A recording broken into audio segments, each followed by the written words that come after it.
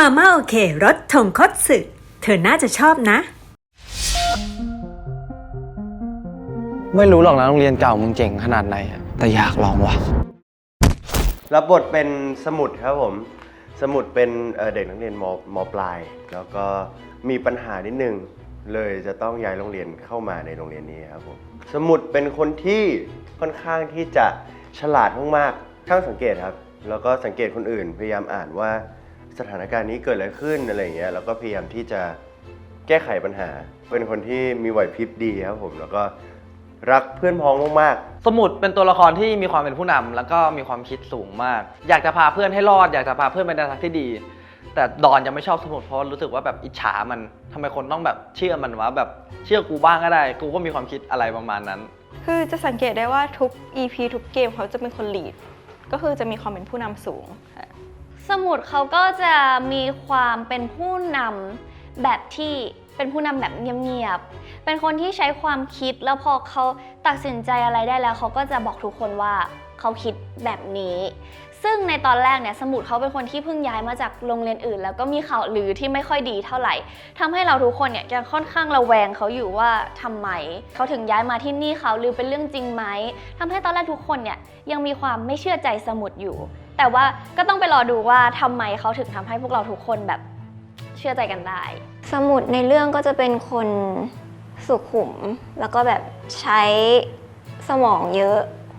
เป็นคนที่แบบคิดวิเคราะห์ทุกอย่างในเกมอะค่ะก็เหมือนกับเป็นมันสมองของเพื่อนในกลุ่มเลยค่ะสมุดเขาเป็นคนไม่ค่อยวางใจใครอะด้วยความที่ตัวเขามีปมก่อนเริ่มเรื่องเขาเลยเป็นคนที่ไม่ค่อยไว้วางใจใครแล้วก็เป็นเรื่องราวที่แบบเขาจะค่อยๆเรียนรู้ว่าแบบการเชื่อใจคนมันเป็นอย่างนี้นะแบบเริ่มเจอเพื่อนดีๆเริ่มเจอแบบคนที่อยากช่วยเพื่อนที่ดีที่คอยช่วยเขาประมาณนี้นี่เรากลับเข้ามาอยู่ในเกมนั้นอีกแล้วใช่ไหมแกนนายถอดลูกเต่านั้นทำไมอะก็แค่อยากรู้เรื่องเกมนี้มากขึ้นอยากรู้นายก็เล่นเองคนเดียวดินายจะพาคนอื่นมาด้วยทำไมความยากเหรอต้องทำเป็นเก่ง เพราะตัวละครนี้คือเป็นตัวที่พูดมากมากแต่ตอนเนี้ยถ้ามีกันรวมกันหมดทั้งหมด7 คนเอง มันก็จะลำบากเราตรงที่เราต้องจำการเล่นเกมเราต้องเข้าใจแมคานิกของเกมได้ทุกเกมครับผมแล้วก็เราต้องคอยอธิบายให้คนอื่นเข้าใจด้วยมีความเป็นผู้นำด้วยอะไรเงี้ยครับผมจะยากตรงนี้นี่แหละต้องคอยพูดให้คนอื่นเข้าใจด้วยทั้งที่คนที่เราเล่นด้วยแล้วก็คนที่ดูอยู่ด้วยเราจะต้องจินตนาการด้วยเพราะว่าเรื่องนี้นี่เราเล่นกับเอฟเฟกต์อยู่ครับผมแล้วก็บางอย่างเราต้องใช้จินตนาการในการเล่นมันออกมาอะไรเงี้ยจะยากตรงนั้น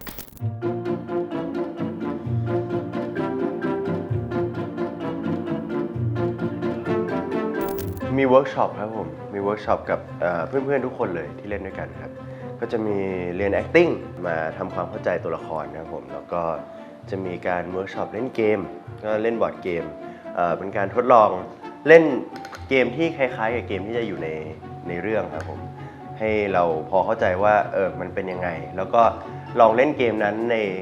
คาแรคเตอร์ดูว่าเราจะอิมพอไว้ออกมาได้ยังไงในฐานะการเป็นสมุดอะไรอย่างเงี้ยครับเป็นอะไรที่แปลกใหม่มากๆผมชอบนะเพราะว่ามันเป็นอะไรที่ชาเลนจ์ตัวเองดีครับผมเพราะก่อนหน้านี้ผมจะเล่นมาเป็นแบบโรแมนติกคอมเมดี้อย่างนี้ซะส่วนใหญ่แล้วก็จะไม่ได้มีแนวแบบเอาชีวิตรอดเอาตัวรอดหรือว่าดราม่าอย่างนี้ก็ได้เล่นกับเพื่อนๆคนใหม่ๆด้วยได้ทำงานกับทีมใหม่ๆด้วยครับเจมินายก็เป็นคนที่สร้างสีสันให้กับคนเพื่อนในกอง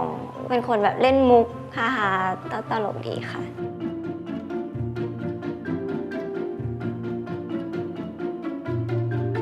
เจมินายซนมากสำหรับปูนแบบว่าก่อนหน้านี้ไปถ่ายรายการด้วยกันก็ได้เจอน้องในมุมสนุกแล้วพอมาพัฒทำงานเห็นเป็นตัวละครที่แบบต้องเครียดต้องอะไรก็เรียกได้ว่าเห็นเจมินายในมุมใหม่ๆอะไรอย่างเงี้ยครับผมใช่ไม่ฮบพิมนี่คือความลับนะที่ไม่เคยบอกที่ไหนเขาเหมือนไก่ใช่เขาเป็นเหมือนไก่ทุกคนอาจจะมองว่าเขาเป็นหมาหรือเป็นแบบหมาน้อยอะไรอย่างงี้แต่แบบพี่รู้สึกว่าแบบบุคลิกเขาดูมีความเป็นไก่แล้วเขาก็แบบดูเป็นสัตว์ปีกอะแล้วเขาก็มีความตลก ใช่ก็คือแบบอยู่ในกองตอนที่บรรยากาศมันเครียดมากๆแล้วเขาก็จะชอบแบบพูดอะไรขึ้นมาหรือทำอะไรให้ทุกคนแบบตลกให้บรรยากาศมันผ่อนคลายมากขึ้นค่ะ energy ที่ดีมากถึงแม้งานเขาจะเยอะแล้วเขาก็สามารถจำบทที่ว่าเยอะมากๆได้ก็คือเขาต้องแบบตรงเนี้ยใช้หัวเยอะมากก็คือเก่งมากๆ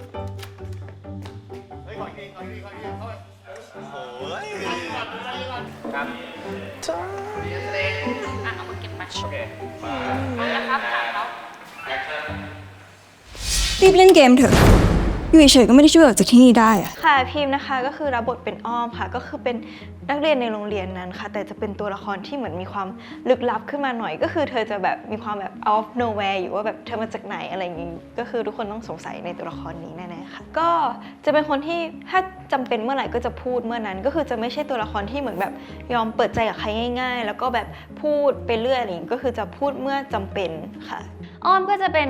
นักเรียนหญิงลึกลับที่เราไม่รู้ว่าเขามาจากไหนเขาคือใคร แล้วทำไมเขาถึงดูมีความลับอะไรบางอย่าง เวลาเราถามเขาก็มักจะตอบอ้อมๆไม่ได้ตอบตรงๆเป็นคนที่เรารู้สึกว่าอยากรู้ว่าเขาคือใคร เขาจะเป็นคนที่ไม่ค่อยพูด เขาจะเป็นคนเงียบๆลึกลับใช่มีความน่าค้นหา ไม่ไว้ใจใครเลย แล้วก็เป็นคนที่เหมือนจะรู้อะไรสักอย่าง แต่ว่าไม่บอกเรา มีอะไรสักอย่างที่จะช่วยเราออกจากเกมได้ หรือว่ามีความรู้เกี่ยวกับเกมนี้เยอะกว่าคนอื่น แต่ว่าเขาไม่บอก อ้อมเป็นคนที่กล้าสู้กับดอนที่สุดแล้วในความรู้สึกผมแบบก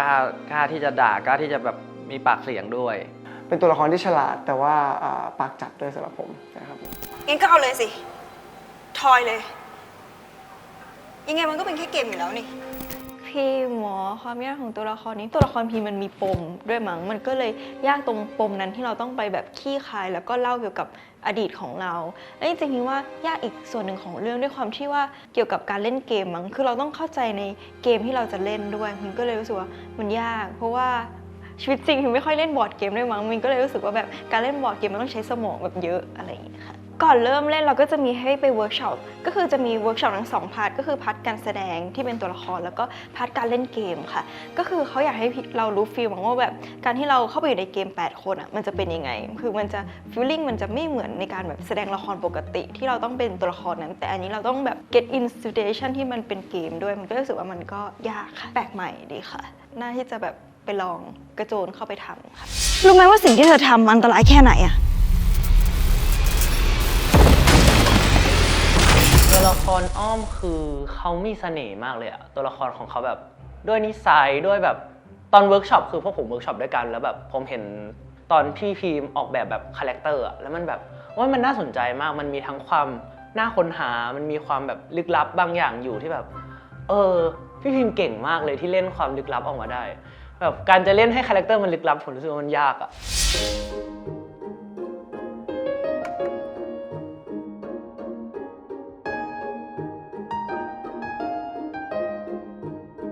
ในแง่ของซีรีส์อันนี้เป็นซีรีส์เรื่องแรกที่เล่นด้วยกันครับผม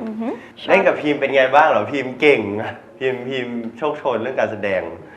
มีประสบการณ์มากมายหลายเรื่องรู้สึกว่าพิมก็ช่วยเราได้เยอะมากๆเหมือนกันเพราะว่าเราเองก็ไม่เคยเล่นแนวนี้มาก่อนเนาะแล้วก็พอได้มาทำงานกับคนที่เก่งมากๆก็รู้สึกแบบอุ่นใจแล้วก็ด้วยความที่อายุแบบเท่าๆกันด้วยอะไรอย่างเงี้ยแล้วก็ทำให้สบายใจในการทำงานด้วยแล้วกันครับผม ก็ตอนแรกเราก็จะเห็นเขาในแง่แบบศิลปินเนาะความแบบเขาร้องเพลงเขาเต้นนู่นนี่นั่นแต่พอได้แบบมาเห็นเขาพาร์ทความเป็นนักแสดงก็รู้สึกว้าวนะเพราะว่าเขามีความหัวดีแบบเขาเลยอะวัยเหมือนแบบตัวละครที่เขาเล่นเพราะว่าเหมือนบทที่เขาต้องจำมันแบบยาวมากและศัพท์มันเป็นศัพท์แบบไม่ใช่ศัพท์ที่พูดกันปกติมันคือการอธิบายเกมแล้วมันจะมีแบบพวกศัพท์เทคนิคเยอะมันก็เลยทำให้แบบคือในหัวเขาต้องเชื่อมโยงเร็วมากในการแบบจำบทก้อนนั้นเข้าไปได้นี่ก็เลยรู้สึกว่าแบบก็ว้าวก็เซอร์ไพรส์กับเขาตรงนั้น นักเรียนเคารพ สวัสดีค่ะ ในเรื่องนี้รับบทเป็นมะเมค่ะมะเมเขาเป็นคนที่ค่อนข้างมีความสุขุมมีความเป็นผู้นำแต่ว่าในการที่เป็นผู้นำแล้วก็ความสุขุมของเขาเนี่ยจริงๆมันจะค่อนข้างไม่ใช่ตัวตนเขาสักเท่าไหร่แต่ว่าด้วยสภาพแวดล้อม เขาเติบโตมาในการแข่งขันกับที่บ้านทำให้มาเมเนี่ยเขาต้องพยายามทำให้ตัวเองเป็นที่ยอมรับของที่บ้านให้ได้เขาเลยต้องทำทุกอย่างไม่ว่าจะเป็นแบบการเป็นหัวหน้าห้องการเป็นประธานนักเรียนเพื่อให้พ่อเขาภูมิใจอยู่ที่โรงเรียนเนี่ยเขาก็จะเป็นที่รักของทุกคนช่วยเหลือทุกคนแล้วก็มีความสุขุมมีความเป็นผู้นำสูงค่ะมะเมนี่จะเป็นคนฉลาดเหมือนกันครับมะเมนี่เป็นประธานนักเรียนแล้วก็เวลาเข้ามาในเกมหรือว่าเวลาอะไรอย่างเงี้ยมะเมจะเป็นคนที่คอยช่วยผมพูดเรื่องการเล่นเกมหรือว่าเมคานิกของเกมครับผมจะมีมะเมกับแก่นที่จะฉลาดใช่ในเกมนี้ครับผมคือมะเมเนี่ยจะเป็นคนช่วยสมุดคิดแผนจัดการเพื่อนในทีมคือแบบว่าเฮ้ยเราแนะนำว่าเราต้องเอาอย่างงู้นอย่างนี้นะเราต้องทำแบบนู้นอย่างนี้นะวางแผนช่วยเป็นตัวละครที่มีความเป็นผู้นำมากครับมะเมเป็นคนใจดีมะเมเป็นคนน่ารักเป็นคนไนซ์กับทุกคนเลยแบบว่ามะเมเขาจะเป็นมีความเป็นแม่มีความเหมือนพี่มิวนิกมากมีความแบบอยากช่วยเหลือทุกๆคนเป็นคนเฟรนลี่ยิ้มแย้มประมาณนั้นเป็นประธานนักเรียนครับผมถ้าตัวมะเมผมรู้สึกว่ามะเมคือเป็นคนที่มีภาวะความเป็นผู้นำสูงแล้วก็ค่อนข้างแบบฉลาดมากแบบพาทุกคนเดินเกมไปได้แบบอย่างดีแล้วก็หวังจะให้ทุกคนแบบปลอดภัยไปด้วยกันอะไรเงี้ยโหตอนแรกที่ได้บทมาค่อนข้างเครียดเพราะว่า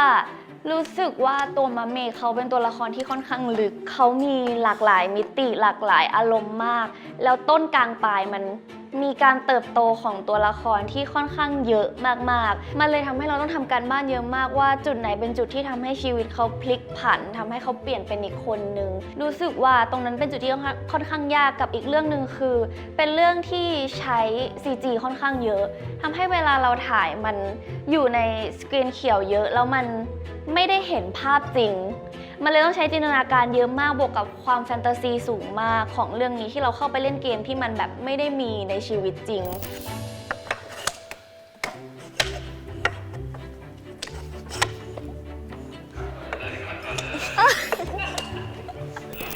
เคยเจอเขาตั้งแต่เด็กก็รู้สึกว่าเขาเป็นคนที่เก่งมากๆแบบการแสดงคือไม่ต้องห่วงเขาเลยอ่ะก็คือเขาทำได้ดีตั้งแต่ตอนเวิร์กช็อปก็คือเป็นคนที่ขยันมากๆฮะพี่มิวนิกนิ่งแบบนิ่งที่สุดแล้วครับพี่มิวนิกคือเขาจะคอยแบบต้อนแบบทุกคนเข้ากอแบบรวมซีนฟังอะไรเงี้ยครับเขาจะมีความเป็นผู้นำที่สุดแล้วทั้งตัวจริงทั้งในเรื่องเลยครับพี่มิวนิกเขามีความเหมือนแม่คนอ่ะเขาคอยดูแลเขาคอยแบบให้กำลังใจหรือแบบมันมีวายที่มีความเหมือนแม่ทุกคนก็เลยเรียกพี่มิวนิกว่าแม่เป็นแม่ประจำกองถ่ายของพวกเราฮะตอนคิวปิดกล้องอะครับผมมิวนิกเอาแบบต้นไม้มาฝากทุกคนเลยแล้วก็เขียนโน้ตไว้ให้ทุกคนว่าแบบแบบมีความประทับใจอะไรดีใจที่ได้ร่วมงานด้วยนะอะไรเงี้ยก็เป็นหนึ่งความประทับใจของผมแล้วก็หลายๆคนในกองครับเพราะว่าน่ารักมากๆใช่เป็นแม่ที่คอยดูแลทุกคนครับเรื่องซื้อขนมเนี่ยน่าจะเป็นเรื่องที่ทุกคนแบบมาแชร์กันอยู่แล้วเพราะในกองเนี่ยฟูลซัพพอร์ตเยอะมากขอบคุณมากๆจริงๆอิ่มหนำสำราญกันทุกมือนะคะโครงงานของเราอ่ะก็เป็นปัญหาของเราไม่ต้องการให้ใครช่วยหรอกอังเปารับบทเป็นแก่นครับผมแก่นเนี่ยเป็นเด็กเรียนแล้วก็เป็นเด็กขี้กลัวแล้วกันเข้าสังคมไม่ค่อยเก่งจะชอบโดนแบบเพื่อนๆในโรงเรียนแกล้งเพราะว่าแบบมันเด่นออกหน้าออกตาเราไปแข่งได้รางวัลมาอะไรเงี้ยเพื่อนเขาก็แบบหมั่นไส้เราแก่นเป็นตัวละครที่ฉลาดมากคือเรารู้สึกว่าถ้าเกิดด่านไหนที่เล่นเกมแล้วต้องใช้ความรู้เนี่ยเราอยากให้แก่นมาช่วยเราเป็นคนที่แบบ IQ ดีเอาตัวรอดได้ประมาณนั้นจะถูกดอนกับเบนซ์ข่มเหงเพราะว่าแบบไม่ค่อยสู้คนแล้วก็เวลาให้ทำอะไรก็ทำดอนกับเบนซ์ก็เลยจะใช้แก่นเป็นเครื่องมือในการแบบเล่นเกมผมรู้สึกว่าแก่นเนี่ยเป็นคนที่เป็นตัวละครหนึ่งที่ฉลาดแล้วก็เป็นเด็กเนิร์ดที่ไม่กล้าสู้ใครเท่าไหร่แล้วก็เป็นคนช่วยวางแผนในแต่เกมนะครับผมเขาจะแบบสามารถไขปริศนาอะไรได้แบบเร็วมากแล้วก็รอบคอบมากๆเลยค่ะคือเขาจะเหมือนสมุดตรงที่ว่าเขาแบบใช้หัวนำแต่เขาก็จะมีความแบบเหมือนมีความเป็นนักคิดเยอะมีความแบบคิดอะไรเกี่ยวกับทฤษฎีเยอะเป็นสายวิเคราะห์ครับผมแต่ว่าจะไม่ค่อยกล้าลงมือทำเท่าไหร่แก่นก็จะเป็นเด็กเนิร์ดคนหนึ่งค่ะมีความขี้อายไม่ค่อยพูดเป็นเด็กที่ฉลาดมากทำให้เขาจะเป็นคนที่ถูกรังแกอยู่บ่อยๆซึ่งก็จะเป็น มาเมย์ที่จะคอยยื่นมือไปช่วย แต่ว่าในเรื่องเนี่ยเรากับแก่นก็จะมีคอน FLICT ร่วมกันที่ค่อนข้างเยอะก็ต้องไปรอดูว่าคอน FLICT เหล่านั้นมันคืออะไรบ้างคือมันมีจุดพลิกผันเยอะมากๆค่ะ ดอนไม่ได้ทำอะไรทั้งนั้นอะเราทำเพื่อมาเม่ต่างหากมาเม่อยากให้ทุกคนผ่านเกมนี้ไปได้นะ ความยากของตัวละครแก่นเขามีความไกลตัวผมอะผมรู้สึกว่าแบบผมเป็นคนพูดมาก เป็นคนชอบคุยกับคนผมคุยกับคนแล้วผมรู้สึกสนุกอะแต่แก่นเขาจะแบบเหมือนเขาไม่รู้วิธีอะพี่เขาเป็นคนที่แบบกลัวว่าแบบการคุยกับคนอื่นเป็นยังไงผมอาจจะเก็ตฟิลนี้ได้ยากก็ต้องแบบไปทำการบ้าน การขยับร่างกายเขาคนจะเป็นแบบไหนแบบความชอบเขาเป็นยังไงผมแบบความรู้ที่เขามีแบบผมอยากรู้ด้วยอะมันจะมีรายการตอบคำถามของที่เขาแบบเด็กเรียนเก่งไปตอบคำถามอะพี่ผมนั่งดูไป12 ตอนมั้ง12 ชั่วโมงอะผมนอนดูทุกคืนเลยอะมีอีกอย่างหนึ่งก็คือเขียนโค้ดให้เหมือนจริงผมต้องไปนั่งดูแบบพี่ผู้กำกับส่งคลิปวิดีโอแบบตัวละครเขียนโค้ดมาว่าแบบนิ้วมันจะอยู่ประมาณไหนนะแบบเวลาพิมพ์คอมเนาะมันจะแบบนิ้วมันวางประมาณนี้นะพิมพ์เร็วประมาณนี้